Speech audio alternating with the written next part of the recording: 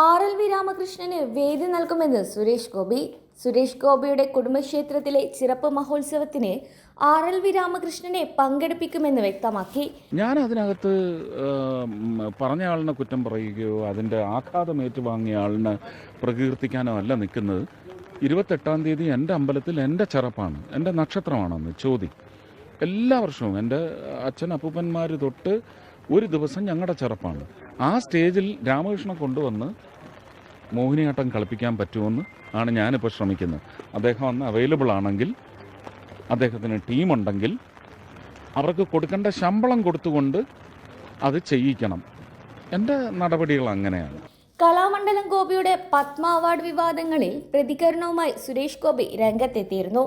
പത്മശ്രീ അവാർഡിന് സഹായം അഭ്യർത്ഥിച്ച് കലാമണ്ഡലം ഗോപി തന്നെ സമീപിച്ചിരുന്നെന്നും 2015 വരെ അവാർഡ് നിർണയത്തിൽ പല അഴിമതിയും നടന്നിട്ടുണ്ടെന്നും അദ്ദേഹം വ്യക്തമാക്കി.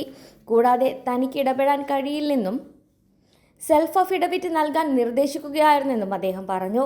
പുറത്ത് പറയാതിരുന്നത് കലാമണ്ഡലം ഗോപിയോടുള്ള സ്നേഹം കൊണ്ടാണെന്നും കലാമണ്ഡലം ഗോപി എല്ലാം വെളിപ്പെടുത്തിയാൽ സന്തോഷമെന്നും അദ്ദേഹം പറഞ്ഞു. കൂടാതെ കലാമണ്ഡലം ഗോപിയെ വീട്ടിലെത്തി കാണില്ലെന്നും സന്ദർശനം ഒഴിവാക്കിയത് അദ്ദേഹത്തിന് രാഷ്ട്രീയ ബാധ്യതകൾ ഉള്ളതിനാൽ ആണെന്നും സുരേഷ് ഗോപി വ്യക്തമാക്കി. അന്വേഷിക്കും. എൻ്റെ ഒരു ആപ്ലിക്കേഷൻ കാണിച്ചു തരാമോ? ചെയ്തിട്ടില്ല. പക്ഷെ അടുത്ത വർഷം ഞാൻ അപ്ലൈ ചെയ്യും. ഞാൻ തീരുമാനിച്ചു. അപ്പോൾ അത് മോഹൻലാൽ ആയാലും അപ്ലൈ ചെയ്തു. അതിനുശേഷം ഒരു കോഡ് നമ്പർ കിട്ടും ഇവരുടെ ഫയലിൻ്റെ. ആ നമ്പർ എന്നെപ്പോലെ പലരും അവിടെ റെക്കമെൻഡ് ചെയ്യും. ഇതാണ് ഞാൻ അദ്ദേഹത്തോട് പറഞ്ഞത്. പക്ഷേ അദ്ദേഹം അത് മറന്നിട്ടുണ്ടാവും. അല്ല, അപ്ലൈ ചെയ്ത് എനിക്ക് നമ്പർ തന്നിട്ടുണ്ടെങ്കിൽ ഉറപ്പ് ഞാൻ റെക്കമെൻഡ് ചെയ്തിട്ടുണ്ടാവും. എനിക്ക് ഓർമ്മയില്ല. ഇല്ലാത്ത കാര്യം ഞാൻ പറഞ്ഞിട്ട് പിന്നെ അതിനെ അടുത്ത വിവാദമാക്കാൻ വയ്യ. മകനിതൊന്നും അറിയാത്തത് കൊണ്ടായിരിക്കും. ഞാൻ പറയുന്നത് എന്നെ സംബന്ധിച്ച് ഗോപി ആശാനും കുടുംബവുമാണ് പ്രസക്തം. കാണൂ, ഗോപി ആശാനെ കാണൂ. അല്ല, അത് അദ്ദേഹത്തിൻ്റെ രാഷ്ട്രീയ അല്ല, ഞാനത് മാനിക്കുന്നു. സന്തോഷവുമായി അദ്ദേഹം തന്നെ അത് പറഞ്ഞത്. പക്ഷേ ഞാൻ മനസ്സിലാക്കുന്നു അദ്ദേഹത്തിൻ്റെ രാഷ്ട്രീയ ബാധ്യത. അത് ഹനിക്കാൻ ഞാൻ തയ്യാറല്ല. ആരുടെയും രാഷ്ട്രീയ ബാധ്യത ഞാൻ ഹനിക്കില്ല. ഇപ്പോൾ കരുണാകരൻ സാറിൻ്റെ ബന്ധുവിൻ്റെ വീട്ടിൽ ഭക്ഷണം കഴിക്കാൻ പോയത് വിളിച്ചിട്ട് തന്നെയാണ് പോയത്.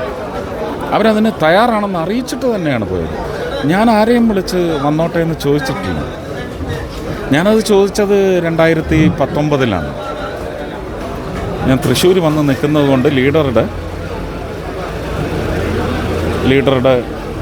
ഭാര്യയുടെ കല്യാണിക്കുട്ടി അമ്മയുടെയും ഒരു റോസാപ്പൂ വെച്ചോട്ടെ എന്ന് ചോദിച്ചു. പറ്റില്ല എന്ന് പറഞ്ഞതിന് ശേഷം ഞാൻ അങ്ങനെ ആരോടും ആവശ്യങ്ങൾ മുന്നോട്ട് വെച്ചിട്ടില്ല.